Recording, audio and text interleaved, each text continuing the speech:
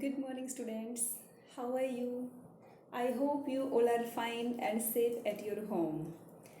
Students, in today's video, I will explain chapter Lost Spring, written by the writer Anish जंग. Students, इस chapter का कुछ part है हम प्रीवियस वीडियो में डिस्कस कर चुके हैं. इस चैप्टर में दो स्टोरी हैं.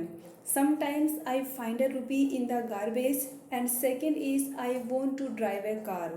फर्स्ट स्टोरी हम ऑलरेडी डिस्कस कर चुके हैं. हमारी सेकेंड स्टोरी है उसका कुछ पार्ट हम कल की वीडियो में डिस्कस कर चुके हैं. और जहाँ पे हमने कल की वीडियो को लास्ट में छोड़ा था वहाँ पे हम डिस्कस कर रहे थे कि अनीश जंग है वो मुकेश के साथ उसके घर पे जाती है. वो देखती है कि उनके घर की कंडीशन क्या है और वो बताती है कि वहाँ पे उनकी जो कस्टम है वो क्या है कि जो डॉटर इन लॉ है जब भी कोई एल्डर पर्सन आता है तो वो पीछे हट जाती है और अपने फेस को कवर कर लेती है. ये वहाँ की कस्टम है.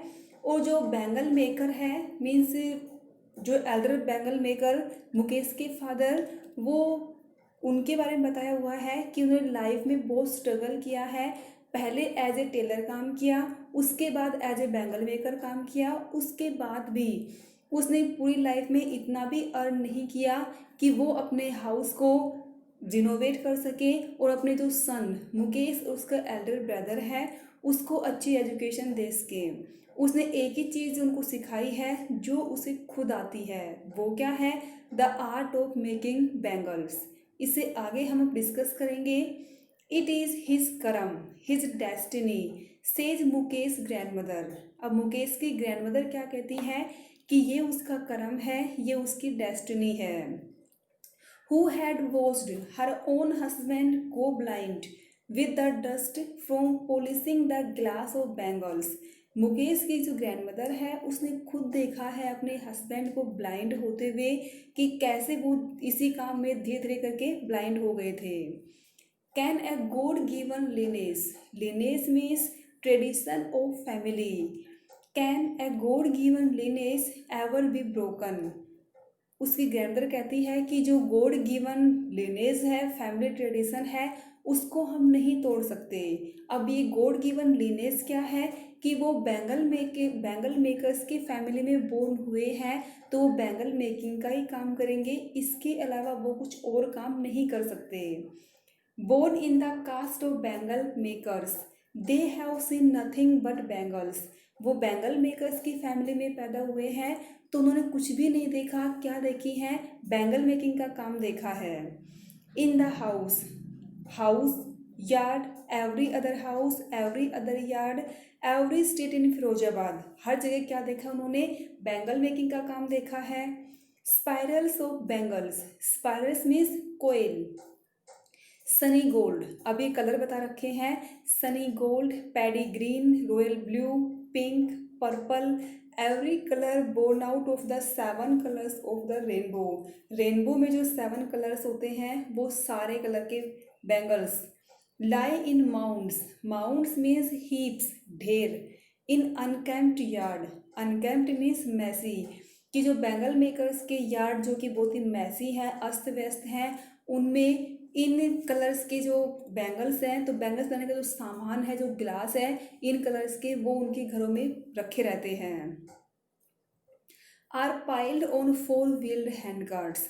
और जब वो बैंगल बनाते हैं तो वो क्या करते हैं? 4 wheel hand cart. Hand cart एक गाड़ी सी जिसको धक्का मार के आगे ले जाते हैं. जो गलियों में सामान बेचने वाले आते हैं तो वो हैंड कार्ट ही लेके आते हैं. वो उस सामान को हैंड कार्ट में रखते हैं. Pushed by young men along the narrow lanes, lanes means streets of the shanty town. Shanty means hut. अभी shanty town कौन सा है? फिरोजाबाद.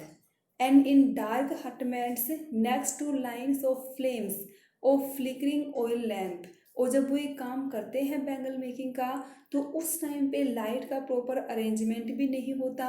वो ऑयल लाइट, जो ऑयल लैम्प है उसके लाइट में ये काम करते हैं. Sit boys and girls with their fathers and mothers, welding pieces of colored glass into circles of bangles. Their eyes are more adjusted to the dark than to the light outside. और जब वो एक काम करते हैं dim light में तो उनकी आईज इतनी वीक हो जाती हैं कि वो अपने आप को डार्कनेस में एडजस्ट कर लेती हैं और वो डे लाइट में उनकी आईज एडजस्ट नहीं कर पाती. That is why they often end up losing their eyesight before they become adults. इसीलिए वो अडल्ट होने से पहले ही ब्लाइंड हो जाते हैं.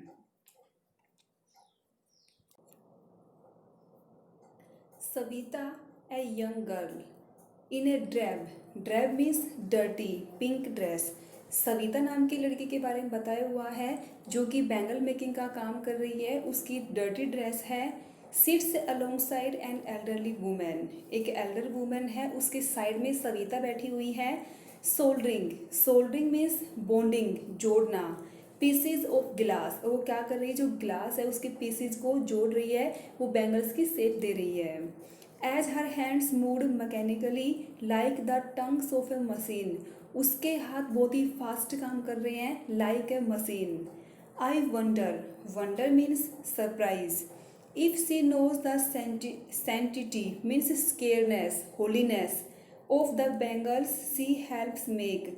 और नेटर सोचती है कि सविता को शायद इस बात का पता भी नहीं होगा कि बैंगल्स का जो मतलब है वो क्या होता है, बैंगल्स क्यों पहनी जाती हैं, जो होलीनेस है बैंगल्स की, उन सब का शायद सविता को पता भी नहीं होगा. It symbolises. अब यहाँ पे क्वेश्चन फ्रेम होता है कि जो बैंगल्स हैं वो किस चीज़ का सिंबल है. तो it symbolises an Indian women suhag. Indian women के सुहाग का सिंबल है बैंगल्स. ऑस्पिशियसनेस, होलीनेस, पवित्रता. इन मैरिज, ये मैरिज की होलीनेस को शो करती हैं. It will dawn on her suddenly one day when her head is draped means covered with a red veil. Her hands dyed red with henna means mehndi. And red bangles rolled on her wrist. अब जो सविता है उसको bangles की auspiciousness का पता कब चलेगा, जब वो दुल्हन बन जाएगी, उसकी शादी हो जाएगी, जब उसके सर पे दुपट्टा होगा और उसके हाथों में रेड बैंगल्स होंगी, उसके हाथों में मेहंदी लगेगी. उस टाइम पे उसे पता चलेगा कि बैंगल्स की ऑस्पिशियसनेस क्या है, ये किस चीज़ की सिंबल्स हैं. She will then become a bride. उस टाइम पे वो ब्राइड दुल्हन बन जाएगी. लाइक द ओल्ड वुमेन, किसकी तरह, उस ओल्ड वुमेन की तरह. Beside her who became one many years ago. उस एल्डर वुमेन की तरह बनेगी जो बहुत टाइम पहले बनी थी. She still has bangles on her wrist. जो एल्डर वुमेन उसकी साइड में बैठी हुई है उसकी रिस्ट में बैंगल्स तो अब भी हैं. But no light in her eyes. लेकिन उसकी आइज़ में कोई भी लाइट नहीं है. एक वक्त शेर भर खाना भी नहीं मिला, नहीं खाया, सी सेज. अब ये स्टेटमेंट उनकी ग्राइंडिंग पावर्टी है उसको शो करती है कि वुमेन क्या कहती है कि उसने अपनी पूरी लाइफ में कभी पेट भर के खाना भी नहीं खाया. She says in a voice drained of joy. उसकी इस बात में कोई भी खुशी नहीं थी. She has not enjoyed even one full meal in entire life time. उसने अपने पूरे लाइफ टाइम में कभी भी एक टाइम का खाना अच्छे से इंजॉय नहीं किया. That's what she has repeated. Her husband an old man. उसके हस्बैंड है वो ओल्ड मैन है. With a flowing beard. उसकी जो बियर्ड है, दाढ़ी, वो फ्लोइंग है. Says I know nothing except bangles. और उसके हस्बैंड को कुछ भी नहीं आता बैंगल्स मेकिंग के अलावा. All I have done is make a house for family to live in. और उसने अपनी लाइफ में क्या किया है, एक हाउस बनाया है अपनी फैमिली के लिए. हियरिंग हिम, उसको सुन के one wonders if he has achieved what many have failed in their life time. अब उसकी बात को सुन के सरप्राइज किस बात का होता है कि कम से कम उसने इतना तो किया कि एक हाउस बना लिया. बहुत से तो ऐसे हैं जो पूरी लाइफ और एक घर भी नहीं बना पाते. He has a roof over his head. कम से कम उसके सर पे छत तो है.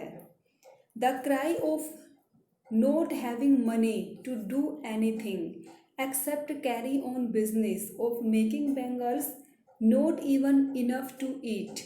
Rings in every homes. Rings means echo, गूंजना. अब हर घर में एक ही आवाज़ है कि करने को कुछ नहीं है, खाने को कुछ नहीं है. ये हर घर में आवाज़ है.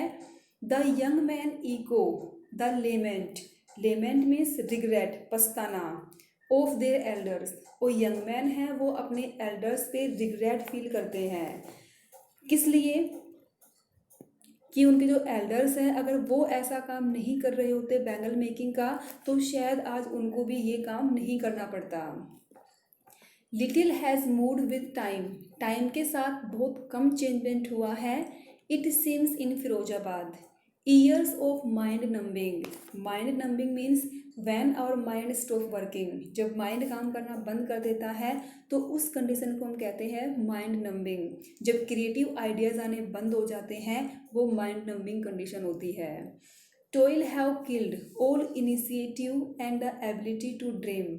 अब जो बैंगल मेकर्स हैं फिरोजाबाद में, उनका माइंड नंब है. क्यों है? क्योंकि उनके माइंड में क्रिएटिव आइडियाज़ नहीं आते, क्योंकि उनके माइंड में सेट होता है ऑलरेडी कि वो बैंगल मेकर्स की फैमिली में पैदा हुए हैं, तो उनको बैंगल मेकिंग का ही काम करना है. वो इसके अलावा और कुछ सोचते ही नहीं हैं, इसीलिए उनका माइंड नम हो गया है. Why not organise yourself into a cooperative. अब यहाँ पे अनीश जंग है, वो यंग मैन के ग्रुप से पूछती है कि तुम सारे एक क्यों नहीं हो जाते. जो मिडिल मैन है उनके अगेंस्ट तुम अपने आप को ऑर्गेनाइज क्यों नहीं कर सकते. तो ये क्वेश्चन भी है कि जो फिरोजाबाद के यंग मैन है वो अपने आप को ऑर्गेनाइज क्यों नहीं कर सकते. I ask A group of young man who have fallen into the vicious circle. Vicious means very bad. Circle of middlemen who trapped their fathers and forefathers. कि जो मिडिलमैन है उन्होंने क्या किया था, बैंगल मेकर्स जो फिरोजाबाद में अभी हैं उनके फादर और फोर फादर्स मीन्स पूर्वज, उनको अपने जाल में फंसा लिया था. Even if we get organised. अब वो अपने आप को ऑर्गेनाइज क्यों नहीं कर पाते. Even if we get organised we are the ones who will be hold up. Hold up means suffered by the police. तो पुलिस के द्वारा सफर्ड भी वही होंगे, क्योंकि उनके पास पैसे नहीं हैं और मिडिलमैन के पास पैसे हैं, तो पुलिस है वो मिडिलमैन को सपोर्ट करेगी, उनको नहीं. क्योंकि मिडिलमैन है वो उनके अगेंस्ट कुछ भी बोल देंगे और पुलिस उन्हीं को टॉर्चर करेगी. बीटन, उन्हीं को पीटा जाएगा. And drag to jail for doing something illegal. उनके ऊपर ब्लेम लगाया जाएगा कि इन्होंने कुछ अगेंस्ट लॉ किया है और उन्हीं को जेल में डाल दिया जाएगा. दे से there is not leader among them. और वैसे भी उनके बीच में ऐसा कोई लीडर नहीं है जो डिफरेंट सोच सके, जो उनको मोटिवेट कर सके, जो उनका अच्छे से उनको गाइडलाइन दे सके. ऐसा उनके अंदर कोई भी नहीं है. No one who could help them seeing things differently. ऐसा उनमें कोई भी नहीं है जो थिंग्स को डिफरेंट तरीके से देखे. Their fathers are as tired as they are. उनके फादर्स हैं वो वैसे ही थक चुके हैं जैसे कि वो उनके फादर्स वैसे ही थक गए थे.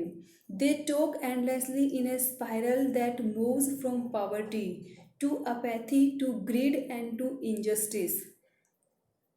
जो ग्रीड और इनजस्टिस है वो उनके चक्कर में बिल्कुल फंस चुके हैं. Listening to them. अब उनको सुन के I see two distinct world. Anees Jung को दो वर्ल्ड क्लियर दिखाई देते हैं. अब दो वर्ल्ड कौन कौन से हैं. One of family caught in a web of poverty burden. कि एक तो वर्ल्ड कौन सा है, पुअर का है, कि जो बहुत ही पुअर है, जो पॉवर्टी के वेब में फंसे हुए हैं, जो बर्डन्ड बाय स्टिग्मा, जो कास्ट और जो स्टिग्मा के चक्कर में फंसे हुए हैं. स्टिग्मा का कौन सा चक्कर, कि जिस कास्ट में बोर्न हुए हैं वही काम करेंगे, और वही काम करेंगे तो क्या रहेंगे, वो पुअर ही रहेंगे. तो एक तो पुअर वर्ल्ड है और दूसरा कौन सा है, रिच वर्ल्ड.